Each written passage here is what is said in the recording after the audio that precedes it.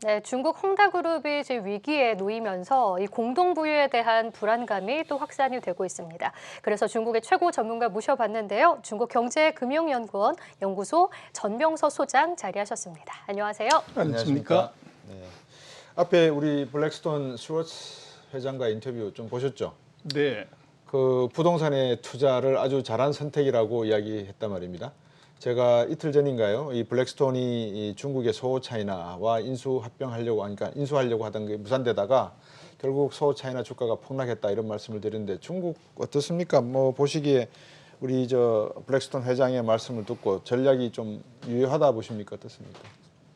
지금 뭐 중국 증시를 보는 것은 지금 한국이 알고 있는 것하고는 거꾸로 가고 있다 이렇게 얘기 드릴 수 있고, 첫 번째는 외국인이 대탈출했다고 그러는데 최근 석 달 동안 중국 시장에서 외국인 자금은 빠진 적이 없습니다. 그래서 오히려 이제 돈이 더 들어오는 이런 상황이고, 네.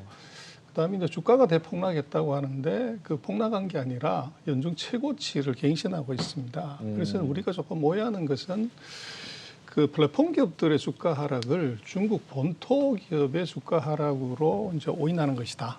네. 그렇게 얘기를 들을 수가 있고, 오히려 지금 이제 우리는 그 플랫폼 기업들의 주가 하락을 이제 공부론의 폐해다 이렇게 보는데, 네. 이게 중국 본토 기업들 같은 경우는 공부론의 수혜를 입는 쪽, 이게 이제 주가를 밀어 올리는 이제 중요한 핵심입니다. 네. 그리고 말씀하신 이제 부동산 기업들의 경우는 저것은 뭐 공부론이나 지금 있는 정책하고 상관없고, 이미 이제 그 2020년에 중국 정부가 집은 사는 곳이지 투기하는 곳이 아니라는 정책을 냈는데, 네. 지금 문제가 되고 있는 헝다그룹은 역설적으로 이게 그렇게 되면 부동산 회사들이 자산을 줄이고 이제 토지 구매 같은 걸 줄여야 되는데 오히려 공격적으로 부동산을 샀어요. 네. 집 지으려고 왕창 산 거죠.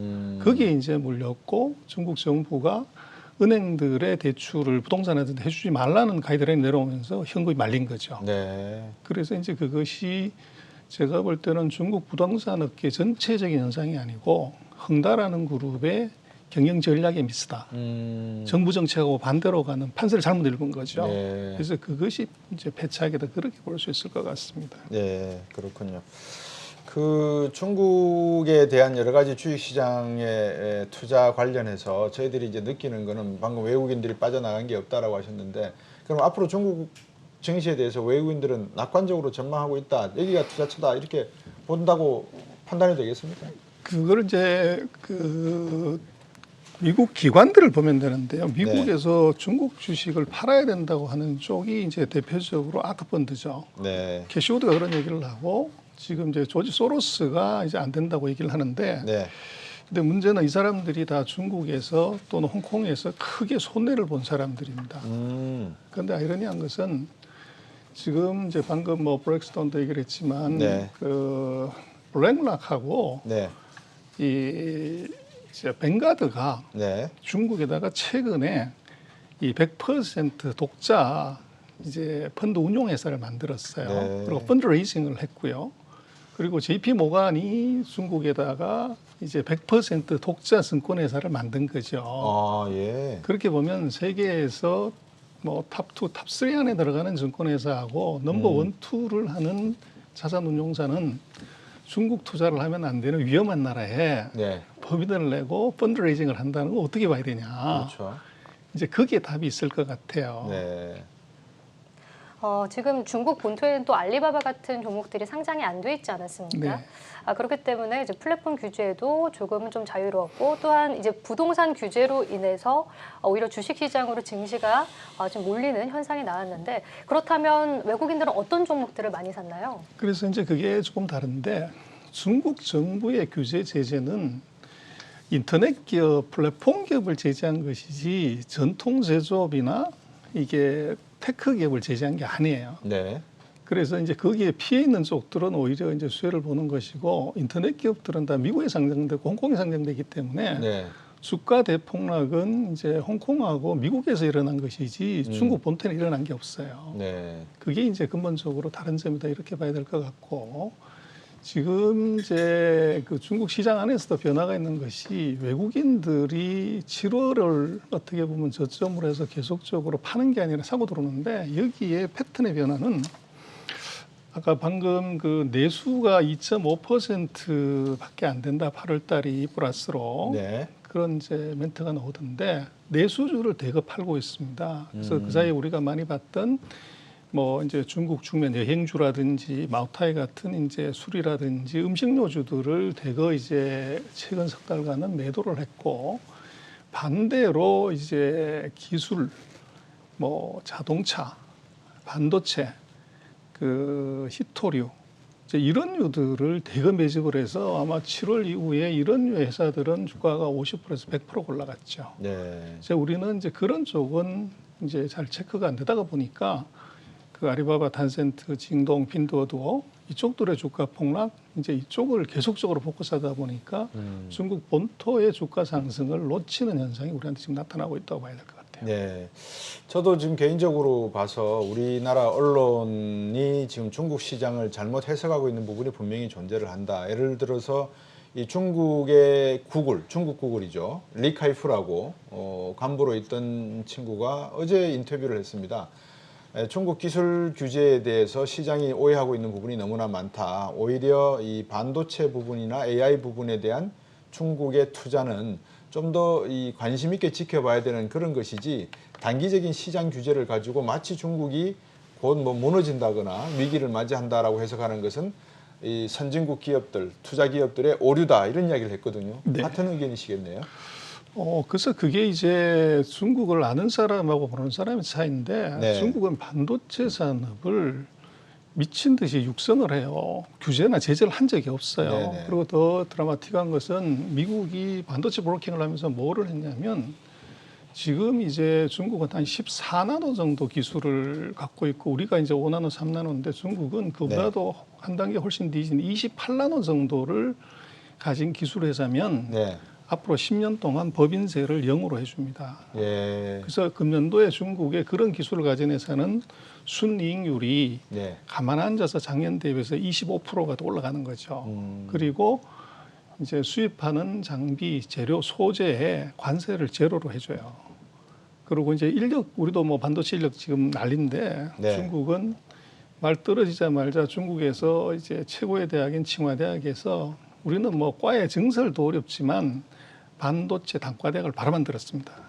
그리고 유명 대학의 이 반도체 단과대학이죠. 네. 그걸 줄줄이 지금 만들어서 인력 공급을 하는 거죠. 그래서 말씀하신 것처럼 이 인터넷 플랫폼 기업의 제재를 중국 전체로 우리가 확대해서 가는 이제 오류가 있는 거죠. 네. 이제 그렇게 보면 안 되고 조금 안을 들여다 자세히 보면은 인터넷 플랫폼 기업의 제재 외에 다른 전통 제조업, 테크 기업 이것은 이제 반독점이니 데이터 보안법이 애초부터 해당이 되지 않습니다. 네.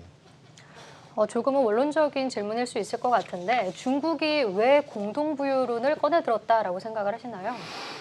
선불원의 후유증이에요. 그래서 78년 이후에 40년 동안 이제 능력 있는 자 먼저 부자 되라 그냥 상식선에 생각을 해보면 이 공유경제에서 부자가 있다는 것도 아주 웃기는 일이지만 그 부자가 포브스 100대 부자의 18위예요. 100대 부자 안에 중국 부자가 20명 있습니다. 네. 근데 중국보다도 우리가 한 3배 이상 잘 사는 한국은 예. 100여 안에 들어간 부자가 단 한 명도 없어요. 예. 엄청난 이제 이 부의 편제가 있고 키는 뭐냐 그러면 상위 1%의 소득이 하위 50%의 소득을 넘어가요. 네. 그래서 뭐 중국에 그런 말이 있는데 이 당태종이 그런 얘기를 했죠. 물은 배를 띄우기도 하지만 배를 전복시킬 수도 있다. 네. 그래서 민중의 분노는 정권도 엎을 수 있는 위험이 있는데 지금 중국의 진위 계수가 0.47 정도 돼요. 아, 예. 근데 0.5가 되면 전쟁 상태라는 것이고 그렇죠. 0.4가 되면 위기라는데 중국은 겉으로는 G2 뭐 미국과 싸운다 하지만 내부적으로 놓고 보면 이 부의 불평등 이것은 이제 정권의 위협이 될 정도로 심해졌다. 이제 그렇게 판단을 한 거죠. 그렇군요.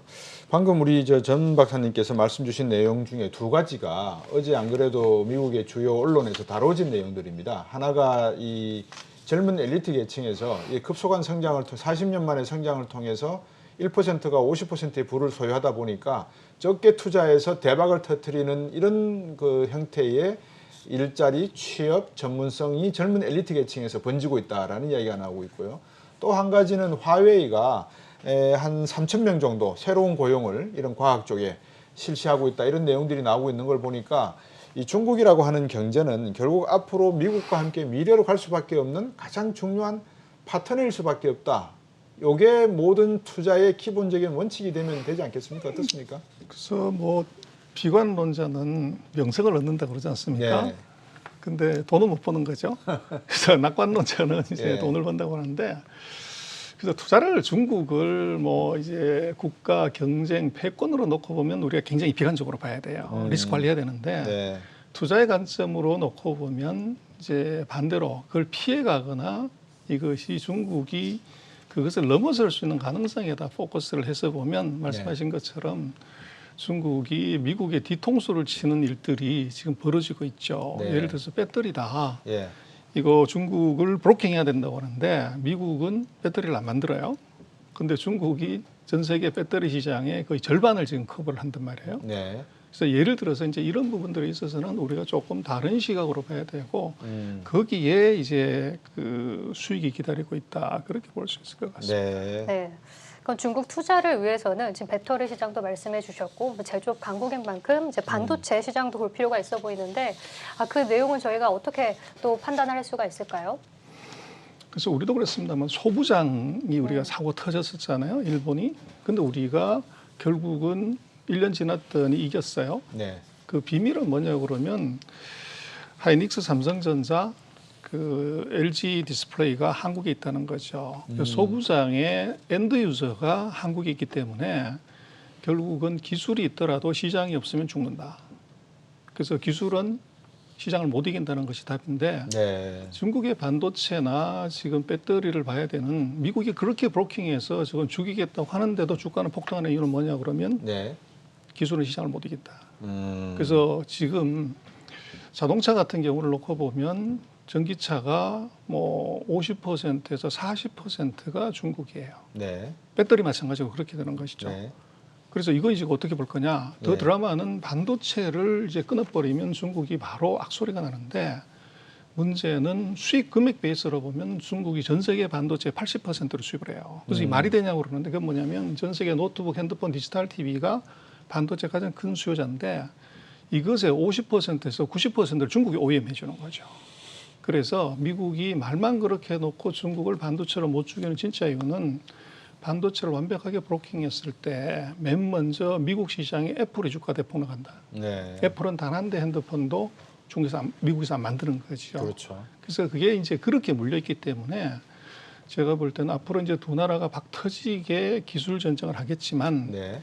이제 투자라는 관점에서 놓고 보면 이것은 마켓의 우위를 이것을 조금 높게 평가할 필요가 있다. 그래서 기술을 너무 그 세게 보면은 이게 시장이 안 보인다는 거죠. 우리는 지금 미국이 얘기하는 기술 브로킹의 모든 것을 다 하고 있지만 기술 브로킹의 구멍이 3개, 4개가 있다는 거죠. 그 3개, 4 구멍 안에 있는 기업들은 중국은 지금 보면 반도체 회사들의 가동률이 100% 가까이 돼요. 네. 이익이 뭐 몇백 퍼센트 늘어나는데 그 비밀은 바로 그겁니다. 미국이 브로킹할 수 없는 최첨단 예를 들어서 A13이 아닌 네.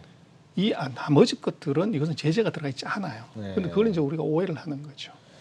그 방금 배터리의 시장 점유율도 보여주셨지만 중국이 전 세계 배터리 시장의 45% 정도를 한다는 건 어차피 중국이라고 하는 14억 인구 시장이 차지하고 있는 뭐 공급망 또는 수요망을 볼 때는 당연하다 싶으면서도 중국이 이 정도로 시장을 가지고 있으면 기술도 곧 뒤따라갈 수밖에 없다라는 그 당연성이 또는 약간 좀 두려움도 느끼기도 그래서 합니다. 제가 볼 때는 기술은 시장에 있으면 따라오게 되는 것이고 그래서 이제 중국을 우리 조금 다르게 보는 것은 저는 테슬라를 보면 된다고 봐요. 네. 이 바이든 이전에 트럼프 대통령이 그렇게 범처럼 이제 난리를 쳤는데도 테슬라는 미국에다가 공장을 짓지 않고 샹하이에다가 전 세계 제일 큰 기가 팩토리를 지었어요. 그렇죠. 그러면 앨런 머스크는 이건 정신이 나간 거 아니냐 이렇게 생각을 하지만 그 답은 뭐냐고 그러면 결국은 아까 말씀하신 인프라가 가장 잘 갖춰져 있고 시장이 가치 있는 데가 미국이 아니라 중국이라는 것이고 그렇죠. 또 중국은 역설적으로 생각을 하면 그렇게 싸우면 미국 기업 다 쫓아내버려야 되는데 네. 왜 테슬라를 받았냐 거기에 제가 볼 때는 중국의 전략이 있을 것 같아요. 답은 뭐냐 그러면 삼류 회사의 캐파를 늘리면 서플라이 체인도 생태계도 삼류가 되는 거죠. 테슬라한테 50만 대 이 시장을 내주더라도 테슬라의 물건을 납품하는 전 세계 최고의 서플라이어들이 모이면 인류의 생태계가 그렇죠. 상위 형성이 되는 거죠. 네. 중국은 그걸 노린 겁니다. 그러게 말입니다. 그런 차에 또 우리 현대자동차는 중국에서 철수한다는 이야기가 들리고 현대중공업도 철수한다는 이야기가 들리고 있는 상황이고. 자, 마지막으로 간단하게 여쭙겠습니다. 시진핑 주석하고 바이든 대통령하고 전화 통화했단 말입니다. 어떤 내용이 오갔을까 하고 왕이 부장이 어제 우리나라를 방한했습니다. 어떤 말씀들을 나눴을까요? 그래서 제가 볼 때는 뭐 둘 다가 지금 그 내부 사정이 복잡하기 때문에 아마 그 내년도를 위한 탐색전 정도가 아닌가. 본격 전쟁은 내년이고, 그래서 내년에 1차적으로 걸린 것이 북경 올림픽이죠. 그래서 미국은 브로킹에서 이걸 중지시키려고 하는 의도가 강하고, 중국은 어떤 수를 써서라도 이제 성사를 시키려고 하는 그게 가장 큰 이제 이슈일 것 같아요. 네. 그래서 지금 뭐 외교부장이 한국에 와 있긴 하지만 그것은 이제 어떻게 보면 미국이 동남아를 순반했기 때문에 네. 어떻게 보면 주변국 관리 차원에서 이제 온 정도지 이제 임기가 뭐 한 반년밖에 남지 않은 정부하고 뭔가를 약속하거나 프로젝트를 하기는 현실적으로 굉장히 어려울 것 같아요. 그 대신 이번 정부 임기 내에서 이제 들어와 있는 뭐 사건 하나는 북경 올림픽이죠. 네. 그래서 미국과 유럽 또는 일본이 보이콧을 만약에 한다고 했을 때 이제 한국이 만약에 참여를 하게 되면 어떻게 되냐?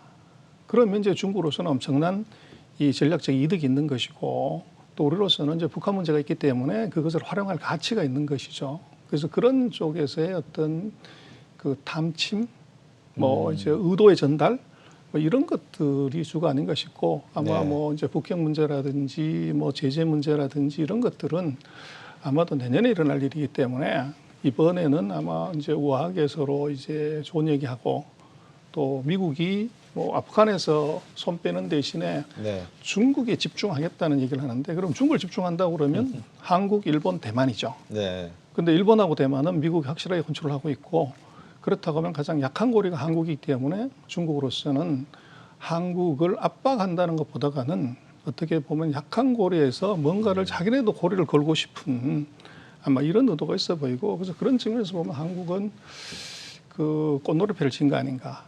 미국의 콜도 받지만 예. 중국의 콜도 같이 받는 이제 그런 상황이 아닌가 저는 뭐 그렇게 생각이 좀 듭니다. 어제 안 그래도 호주하고 미국하고 영국하고 새로운 인도태평양 전략 동맹을 맺는 발표를 했고요.